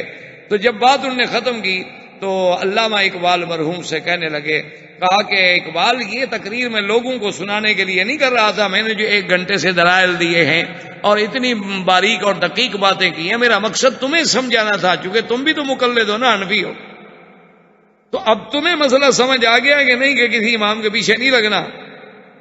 تو علامہ اقبال ہنس پڑے. انہوں نے کہا مولوی صاحب مجھے تو سمجھ نہیں آیا. انہوں نے کہا اقبال تم اتنے ذہین آدمی ہو، ماشاءاللہ مفکر آدمی ہو، تمہیں سمجھ نہیں آیا. انہوں نے کہا جی مجھے تو پھر یہ سمجھ آیا ہے کہ اگر ہم ان ائمہ کی تقلید چھوڑ دیں تو پھر کیفیت یہ ہوگی چوں صلاتے بے امام، جیسے بغیر امام کے ایک نماز ہو رہی ہو، پھر ہمارا حال بھی وہی ہوگا کہ کوئی رکوع میں ہوگا، کوئی سجدے میں ہوگا، کوئی اتحیات میں بیٹھا ہوگا، کوئی کھڑا ہوگا، کوئی جا رہا ہوگا، پھر ہمارا حال وہی ہو جائے گا کہ صلاتے بے امام ہم بن کے رہ جائیں گے. یہی تو کوئی وجہ ہے کہ اللہ نے 5 دفعہ ہمیں ایک امام کے پیچھے کھڑا کیا. کوئی تو وجہ ہے نا، ورنہ اللہ میاں فرماتے بابا ہر آدمی آج نماز اپنی اپنی پڑھ لو، چلے جاؤ بس. پھر جماعت کی، اقتداء کی، پابندی کی، ایک آرڈر پہ کاشن پہ چلنے کی کہ اللہ اکبر تو اللہ اکبر، رکوع تو رکوع، سجود تو سجود. یعنی آپ پہلے اللہ اکبر نہیں کہہ سکتے، پہلے سلام نہیں پھیر سکتے، آپ اس سے پہلے سر نہیں اٹھا سکتے، پہلے سر نہیں جھکا سکتے. اسی لیے اللہ تبارک و تعالیٰ سے دعا کریں کہ اللہ پاک ہمیں تمام ائمہ دین، ائمہ محدثین، ائمہ فقہا، ائمہ مجتہدین، ائمہ قراء، علماء حقہ سب کا احترام اور ادب کرنے کی ہمیں توفیق. یہ بہت بڑی بد نصیبی ہے کہ ایک لہر چلی ہے صحابہ کے خلاف، وہ صحابہ کو نہیں مانتے، اور ایک لہر چلی ہے ائمہ کے خلاف، وہ ائمہ کو نہیں مانتے. اللہ تبارک و تعالی رحمت فرمائے. یہ بڑی دور کی باتیں ہوتی ہیں، لیکن خدا کرے کہ ہمیں اللہ سمجھ عطا فرمائے. تو اس لیے یاد رکھیں کہ 4 ائمہ کرام جو ہیں وہ سب کتاب و سنت کے غلام ہیں. ان سب کا مرجع، ان سب کا ماوا، ان سب کا ماخذ اللہ کا قرآن اور اللہ کے نبی کی سنت. ان میں اختلاف کیوں ہو گئے؟ ایک امام کچھ کہتا ہے اور ایک امام کچھ کہتا ہے. اس اختلاف کی وجہ کیا ہے؟ اختلاف فہم، یعنی ہر کسی کی تھنکنگ پاور جو ہے وہ الگ ہے. ایک آدمی کی سوچ اپنی ہے، ایک آدمی کی سوچ اپنی ہے. ایک آدمی ایک لفظ سے ایک مفہوم لیتا ہے، دوسرا آدمی اسی لفظ سے دوسرا مفہوم لیتا ہے. تو چونکہ فہم میں اختلاف ہے قدرتی طور پر، لازمی بات ہے اختلاف مسئلے میں بھی آنا تھا. اب دیکھیں جیسے صحابہ دونوں کے فہم میں اختلاف ہو گیا.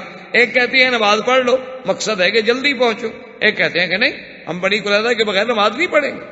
اب دونوں نے حالانکہ الگ الگ کیا کام، لیکن حضور نے دونوں کو صحیح قرار دیا.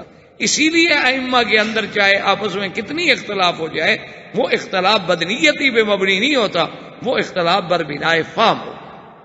اور دوسرے اختلاف کی وجہ یہ ہوتی ہے، یاد رکھیں کہ حضور سے ایک صحابی نے حدیث سنی اور وہ جہاد کے لیے جو نکلے چلے گئے، جناب وہ تو ہندوستان پہنچ گئے، وہ واپس مدینے پلٹے ہی نہیں. اب انہوں نے جو مسئلے سنے تھے وہ تو وہی سمجھاتے چلے جائیں گے، کیونکہ واپس جو ان کے بعد احکام آئے ہیں وہ تو ان کو پتہ ہی نہیں بیچاروں. اور انہوں نے جہاں جہاں دین پھیلایا لوگ اسی کو پکڑتے گئے، وہ دوسری بات سننے کے لیے تیار ہی نہیں. تو اس وجہ سے بھی اختلاف. اور تیسرا اختلاف کی وجہ یہ ہوتی ہے کہ حالانکہ وہ اختلاف نہیں ہوتا، فرق اتنا ہوتا ہے کہ جیسے مثلا آپ فطروں میں دعا پڑھتے ہیں تو ایک دعا ہے اللہم اہدنا فیمن ہدیت وعافنا فیمن عافیت، اور ایک دعا جو ہے وہ دوسری. تو ایک دعا جو ہے اس کی روایت ابن عباس کر رہے ہیں، اور ایک دعا جو ہے اس کی روایت عبداللہ بن مسعود کر رہے ہیں. تو اب حالانکہ دونوں حدیثیں تو حضور پاک کی ہیں، دونوں دعائیں حضور نے سکھلائی ہیں، تو بعض ائمہ نے عبداللہ ابن مسعود والی حدیث کو لے لیا، بعض ائمہ نے ابن عباس والی حدیث کو لے لیا. دونوں حق پر ہیں، ان میں اختلاف کون سا ہے؟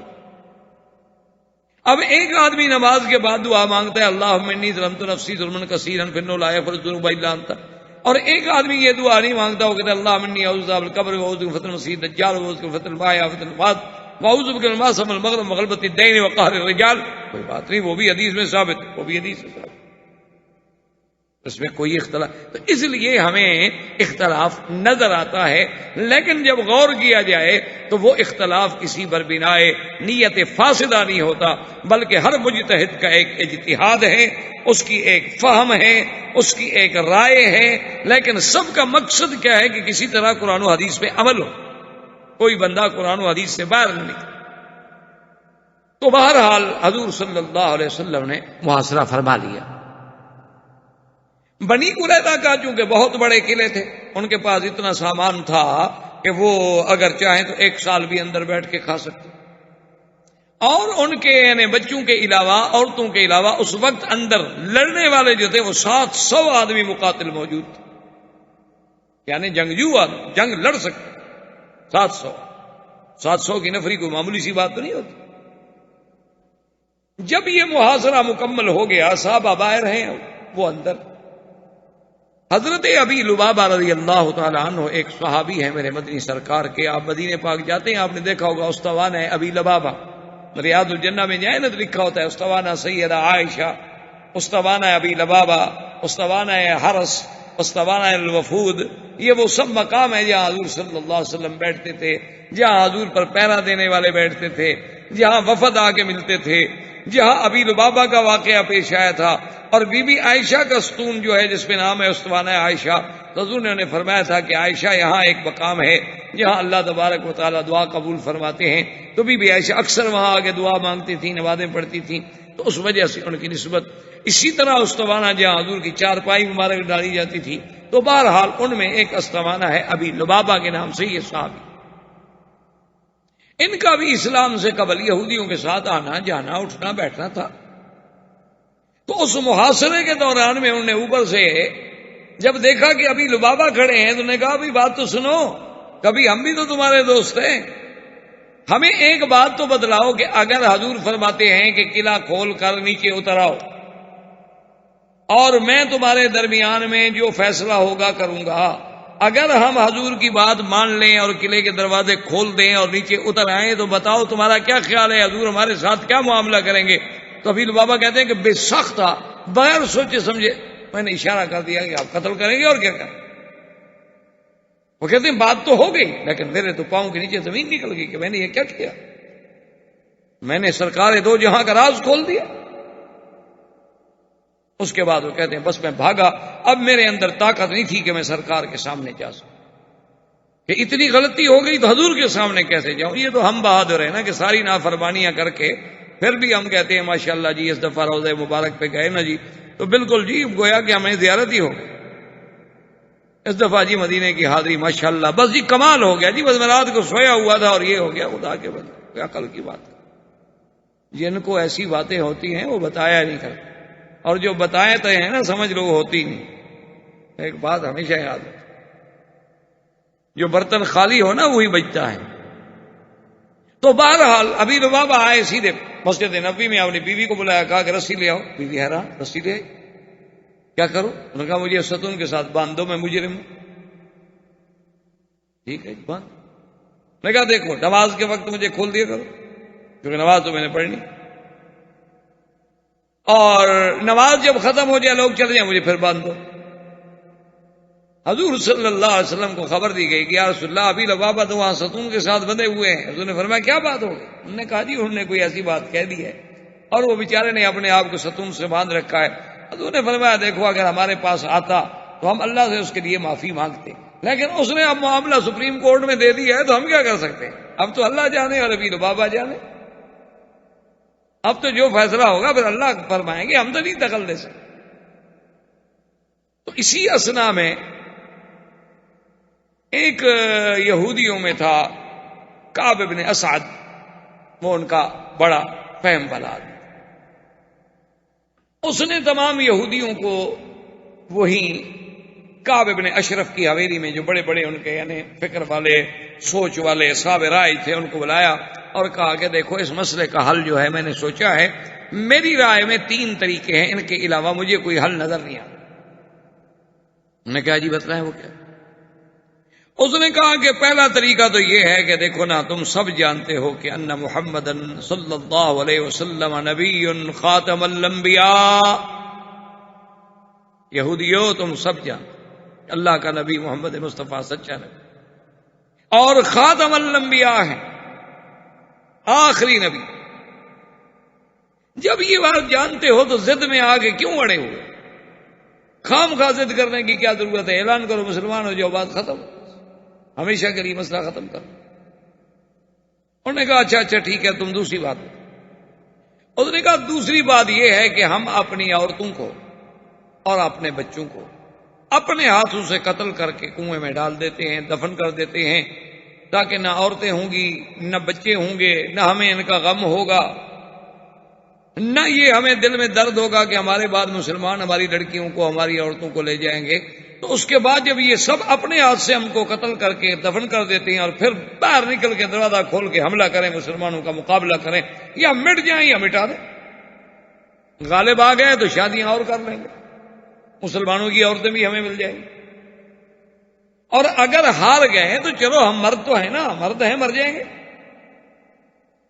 انہوں نے کہا اچھا بھی تیسری بات کیا ہے؟ اس نے کہا تیسری بات یہ ہے کہ لیلۃ السبت جو ہے، ہفتے کی رات،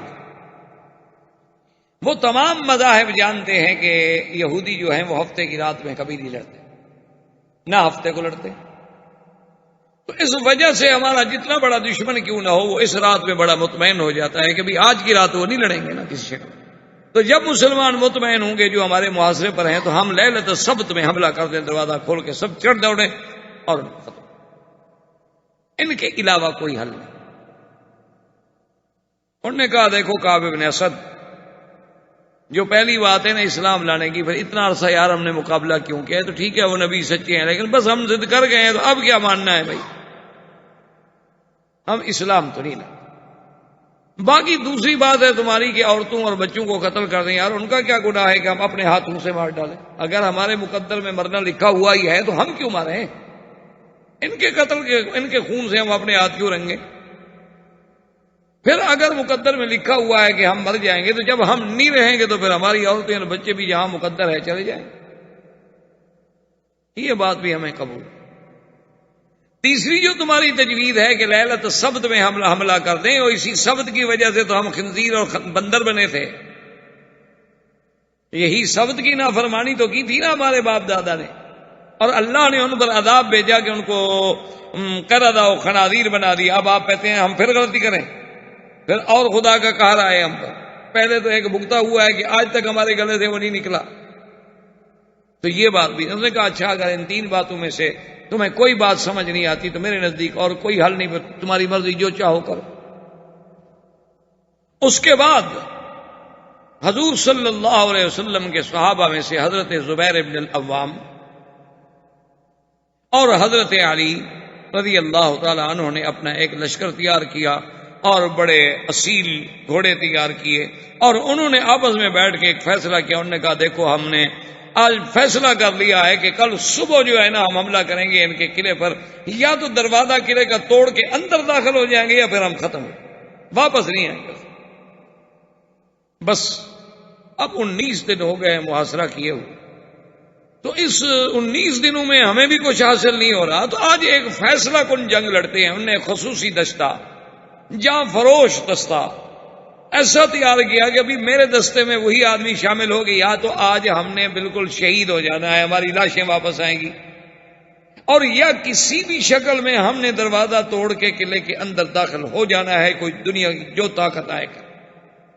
اب چونکہ آنا جانا تو قریب کی بات تھی، باتیں تو اڑتے اڑتے پہنچ جاتی ہیں نا، آخر یہودیوں کے بھی یہ بات پہنچ گئی۔ حضور صلی اللہ علیہ وسلم نے ان کو آخری وارننگ دی، آپ نے فرمایا اچھا بات کرو، یہودیوں تم کس کا فیصلے پہ اترو گے؟ انہوں نے کہا جی اگر حضرت سعد حکم دے تو ہم اتریں۔ آپ نے فرمایا حضرت سعد رضی اللہ تعالیٰ عنہ کو غزوہ خندق کے موقع پر تیر لگا تھا، اور خدا کی شان دیکھیں کہ حضرت سعد جا رہے تھے اور زرہ پہنی ہوئی تھی، اور سینے میں ایک جگہ جو تھی وہ خالی تھی زرہ کی۔ تو سیدہ عائشہ رضی اللہ تعالی عنہا کی نظر پڑی تو ان کے منہ سے نکلا کہ سعد کہیں دشمن تمہیں اسی جگہ تیر نہ مارے۔ اسی جگہ تیر لگا، اور یہ پہلا واقعہ ہے کہ جس کو حضور صلی اللہ علیہ وسلم نے خون بند کرنے کے لیے خود فرمایا کہ بھی اس کو کئی کرو، یعنی داغ دو آگ میں، لوہا جلا کر داغ دو زخم پہ تاکہ خون بند ہو جائے۔ حضور نے کئی کرایا، بند ہو گیا، پھر جاری ہو گیا، پھر حضور نے دوبارہ داغ دیا، پھر بند ہو گیا، پھر جاری۔ تو پھر حضور نے آپ کو مدینے بھیج دیا تھا کہ مسجد نبی میں ان کو بھیج دیتا کہ وہاں علاج ہو، وہاں تو مالداری ہو، خون اتنا نکل گیا ہے، کمزور ہے۔ اب حضرت علی نے جب ادھر سے تیاری کی تو انہوں نے کہا کہ ننزل علی حکم یا محمد صلی اللہ علیہ وسلم، خلاص خلاص، ہم آپ کے حکم پر اترتے ہیں، اور دروازے کھول دیے، نکلا۔ حضور صلی اللہ علیہ وسلم نے فرمایا ٹھیک۔ اب جب انہوں نے دروازے کھول دیے اور جب نکل آئے تو قبیلہ اوس، کیونکہ یہ دو قبیلے تھے مدینے میں بڑے، ایک اوس ہے خزرج۔ خزرج جو تھے وہ بنو نذیر کے حلفاء تھے، اور اوس جو تھے یہ بنی قریظہ کے حلفاء تھے۔ تو بنی نذیر کو جو پناہ ملی تھی، حضور نے معافی دی کہ اچھا بھی چلے جائیں، ان کو قتل نہیں کریں گے، تو وہ انہیں خزرج کی وجہ سے انہوں نے کہا تھا حضور ہمارے موالی ہیں، ہمارے حلیف ہیں، ان کے ساتھ بیعت کریں۔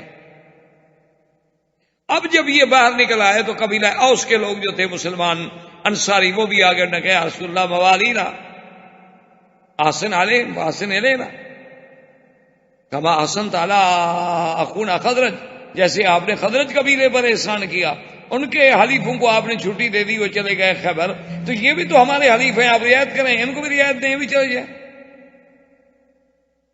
اب حضور صلی اللہ علیہ وسلم کے لیے بڑا ایک اہم مسئلہ پیدا ہو گیا نا، کہ اپنی جماعت پیدا ہو گئی ان کی رعایت مانگنے کے لیے، حالانکہ بنی نذیر نے تو صرف ایک آدمی کو قتل کیا تھا، اور بنی قریظہ نے تو حضور صلی اللہ علیہ وسلم کے خلاف سازش کی۔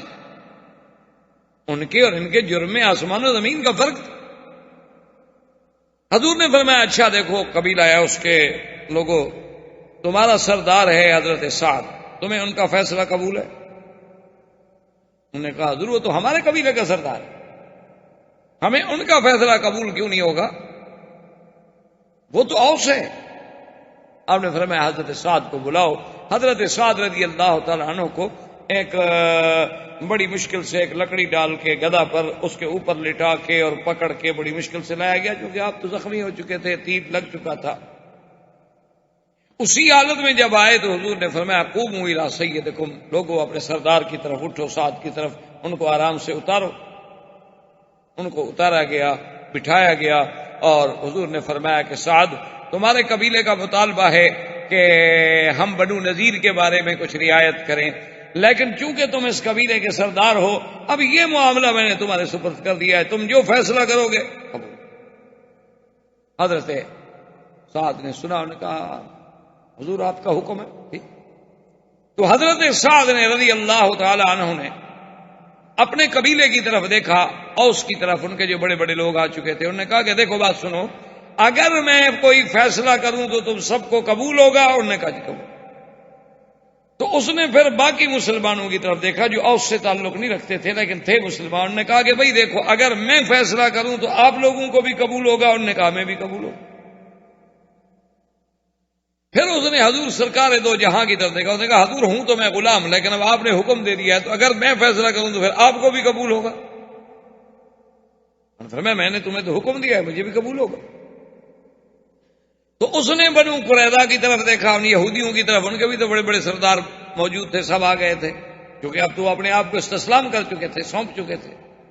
تو حضرت سعد نے فرمایا کہ ہاں بنو قریظہ بتاؤ، اگر میں تمہارے بارے میں فیصلہ کروں تمہیں قبول ہوگا؟ انہوں نے کہا بھائی تم ہمارے حلیف ہو پرانے، تمہارا فیصلہ ہمیں قبول کیوں نہیں ہوگا، ہم تو تمہارے حلفاء ہیں۔ تو اس نے کہا سب سوچ لو، انہوں نے کہا سوچ لو۔ تو اس نے کہا کہ یا رسول اللہ صلی اللہ علیہ وسلم، میرا فیصلہ یہ ہے کہ ان کے جتنے مرد ہیں ان کو قتل کر دیا جائے، ایک بھی نہ چھوڑیں، اور جتنا ان کا مال ہے وہ مال غنیمت ہے، اور جتنی عورتیں بچے غلام سب سبایا ہیں غلام۔ حضور نے فرمایا اللہ اکبر اللہ اکبر یا سعد،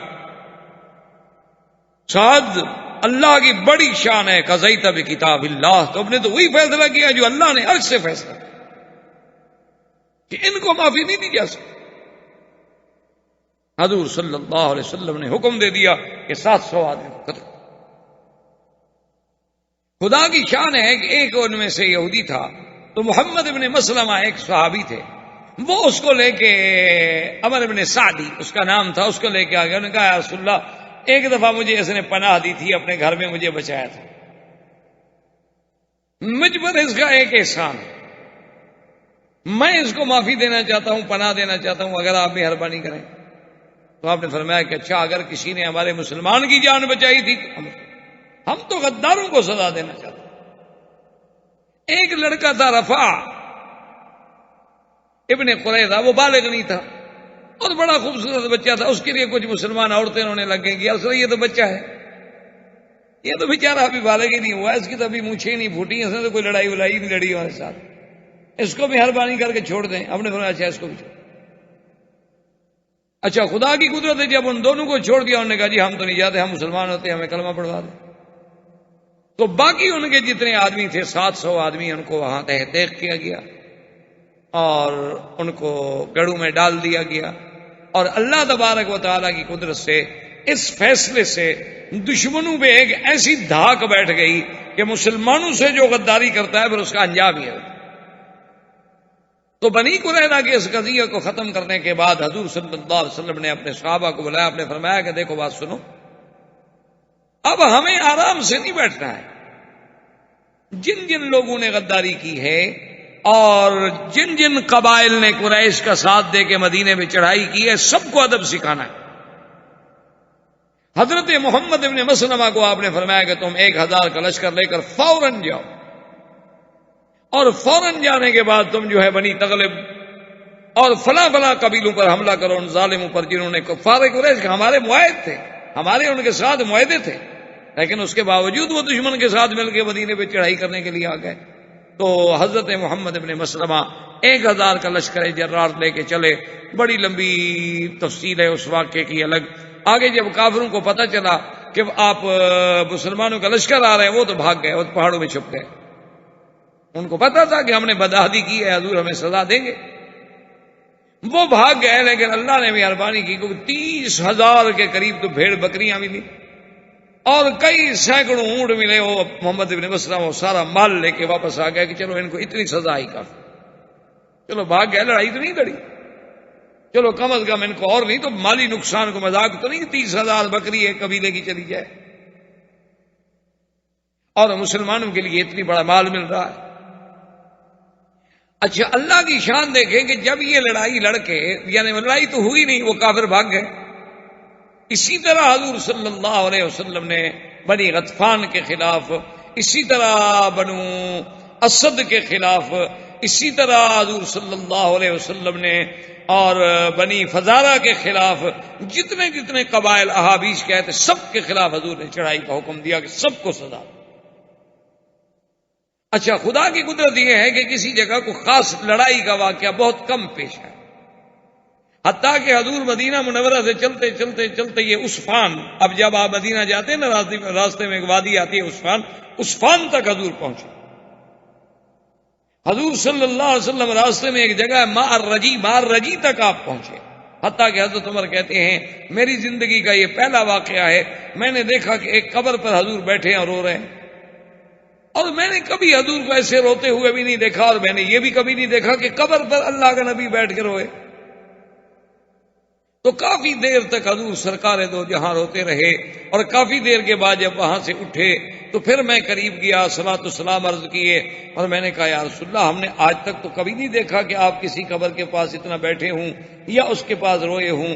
تو آپ نے فرمایا عمر ان ہذہ قبر امی، یہ میری اماں کی قبر ہے، میری والدہ کی قبر ہے. تو آخر بیٹے کو وہاں تو یاد آتی.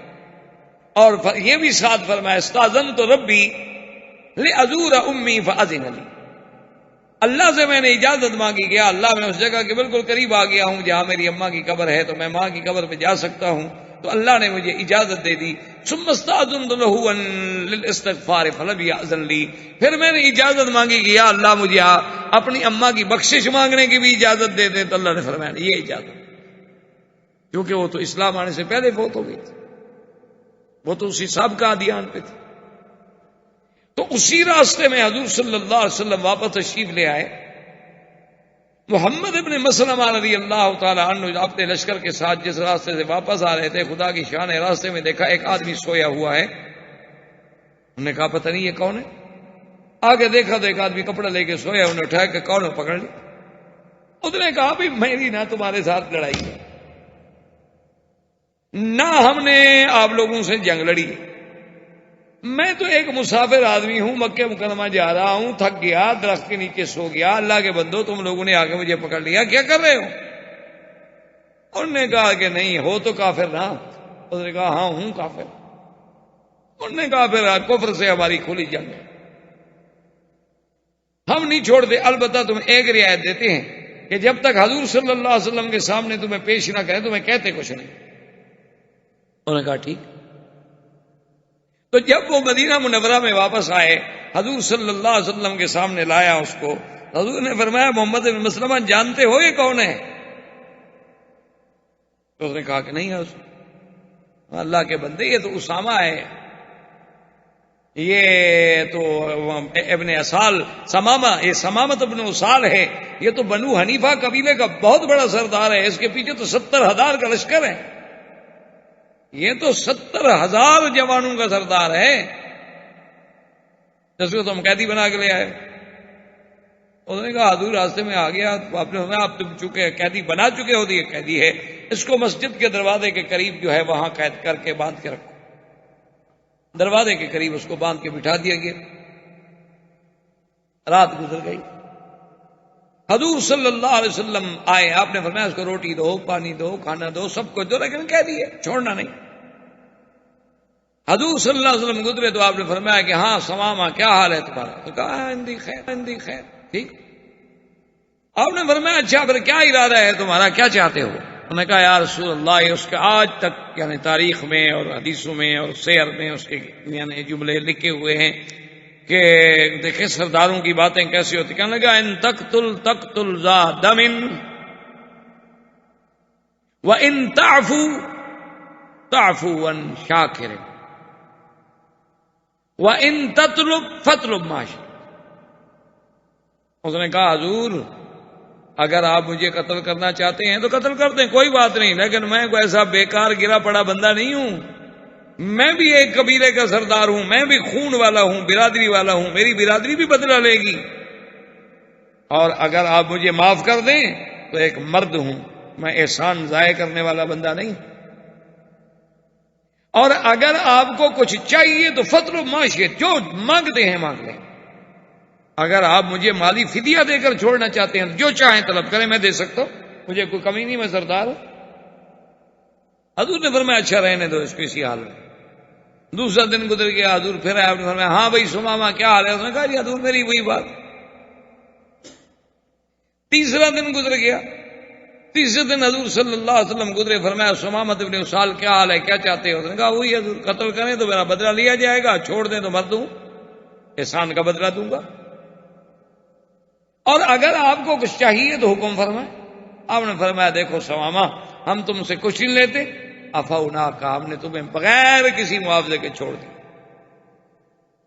میں نے کہا بہت اچھا، آپ نے احسان کیا ہے تو انشاءاللہ مجھے بھی شکر گزار پائیں گے، میں کوئی ایسا گرا پڑا ہوا راستے کی گلی کا آدمی نہیں ہوں. تھوڑی دیر کے بعد گیا اور غسل کر کے واپس آیا اور کہا اشہد ان لا الہ الا اللہ واشہد ان محمد الرسول اللہ. حضور مجھے مسلمان کر دیں، میں نے جو 3 دن اسلام دیکھا ہے مجھے سمجھ آ گیا ہے کہ دین آپ کا سچا ہے. آپ کو بڑی خوشی ہوئی، اتنا بڑا آدمی مسلمان. اور اس نے کہا حضور سچی بات یہ ہے کہ میں تو عمرہ کرنے کے لیے جا رہا تھا، آپ کے صحابہ راستے سے مجھے پکڑ کے لے آئے، اب عمرے کے بارے میں کیا حکم ہے؟ آپ نے فرمایا تب میں عمرہ تک جاؤ، اپنا عمرہ پورا کرو. حضرت سمامت ابن اسال نے وہاں سے چل پڑے، احرام باندھا، مکے میں آ گئے. اب جب مکے میں آئے تو آپ تو وہ لبیک پڑھ رہے تھے جو مسلمانوں کی لبیک ہے، لبیک اللہم لبیک لبیک لا شریک لک لبیک ان الحمد والنعمت لک والملک لا شریک لک. احباب کرام، اس کے بعد اب آپ اس مبارک سلسلے کی CD نمبر 21 سماعت فرمائیں.